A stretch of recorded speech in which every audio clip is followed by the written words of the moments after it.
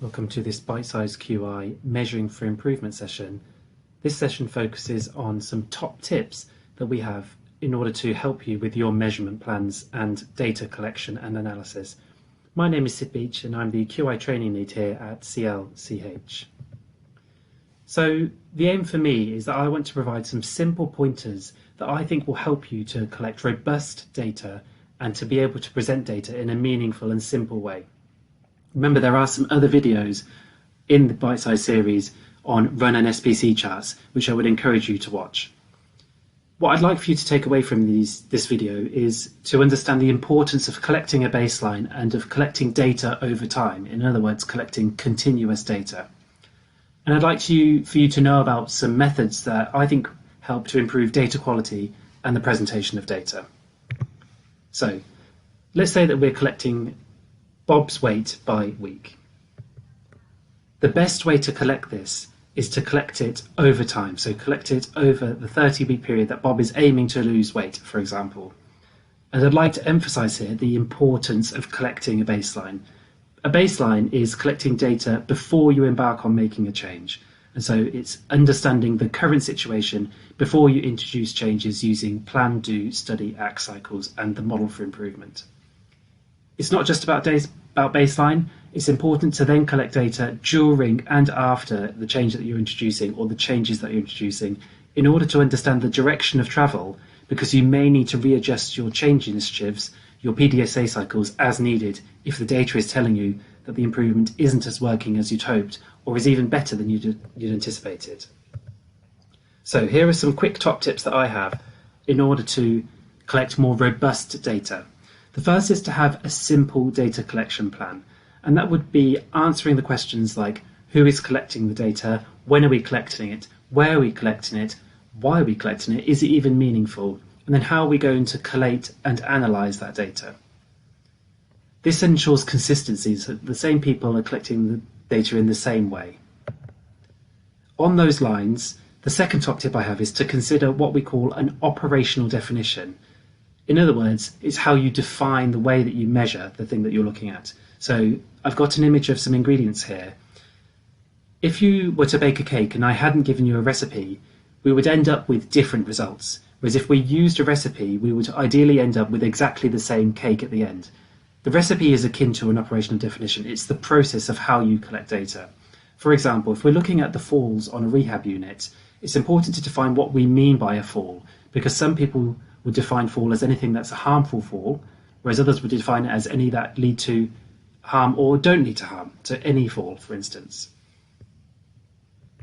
The third tip I have is this 20 to 30 factor. In other words, collecting around 20 or 30 data points as a baseline. Now this is a suggestion. The important thing is that you actually collect data and you collect as much as you're able to or as much as you dare not to. It's important to consider exclusions here. Don't exclude data just because it looks bad. It's important to include every data point as possible because actually that can help with learning and the direction of travel for your improvement project. Be aware that sometimes national data sets and trust-wide data sets will exclude things like pediatric data, maternity data, or other forms of data. So just have a think about that and speak with your improvement facilitator who is part of the QI team, because they will be able to advise you on this. The old saying is that you can't compare apples and oranges, and that's true of data in healthcare as well. These are called stratifiers, and this is where you need to stratify patient data. For example, if I'm looking at the experience of patients on a surgical ward, and on one day all of the patients on that ward are non-elective, their experience may be far more positive than or far more negative than an elective patient. If, for say, the next day I went and collected data on that ward and it was full of elective patients as well, then that would cause some confusion. In this case, I would split the two groups out as non-elective and elective surgical patients and treat those differently. These are stratifiers. And then finally, consider variation in your data. There are ways of managing and reducing variation. For instance, really being considerate of the operational definition, asking a third party to collect data because they won't have those rose-tinted glasses that you may have in terms of data collection, and ideally having the same person collect data wherever possible, because at least then there's some consistency in the way that they collect and record that data. Another way of collecting robust data is to make sure that you're collecting only that data that is appropriate. Don't collect tons and tons of data, because that will just be a burden and you're more likely to make mistakes and errors when analysing very large data sets. Try to make it slim and streamlined as much as possible. Some other top tips. As I said, 20 to 30 data points. If you aren't able to collect that, at least you're collecting something. Keep it simple. So in the example here, we've got good and bad days on the connect for at the top there. If they're having a good day, then they fill it in with the green token. If they're having a bad day, then they fill it in with the red token. Similarly, you've got at the bottom there some cards showing whether it's been a good week or a bad week, and then the boxes to show the number of people who have experienced a good or a bad week. And then finally, they're keeping data right by their desk in the final one with that clipboard, just so they can quickly make notes as they're working and annotating as much as possible as well. And then another top tip is to make it visual. So here we've got people clustered around a huddle. We've got people at the visual management boards, or different boards on the walls, showcasing the progress of that improvement work. Really important to keep your colleagues up to date. Make it as visual as possible. Use the Live QI system, because that helps you to create graphs and charts, and then you can use and share those with your teams, ideally on something like the boards shown on the screen. And then finally, some presentation tips. Remember, there are some videos on how to present data, including the ones on run and SPC charts. Please do look at those. Here we've got a bar chart.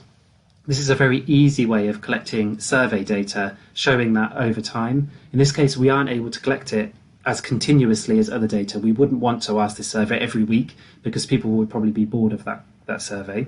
But in this case, we've asked it over 4 periods as a baseline and after each intervention. It's really important that at the very minimum you collect data before and after a change. Ideally you would collect it during as well, but at least before and after you can see whether you've had a positive result. And in this case we were looking at acute kidney injury and staff knowledge around that. This is a line chart or a run chart, and remember there's a video on this. It's looking at data continuously over time. Another really good way of plotting data. My ask for you is that you don't use pie charts, as pie charts are not a useful tool for improvement, as it's difficult to compare before and after. And it's not all about numbers. So remember, qualitative feedback, or feedback by words, is a really useful way of understanding the situation and understanding the progress of your improvement project. So seeking feedback from your colleagues or from patients is a really useful way of understanding the impact you've had on your project. Next steps for you are to watch the further videos on measuring for improvement.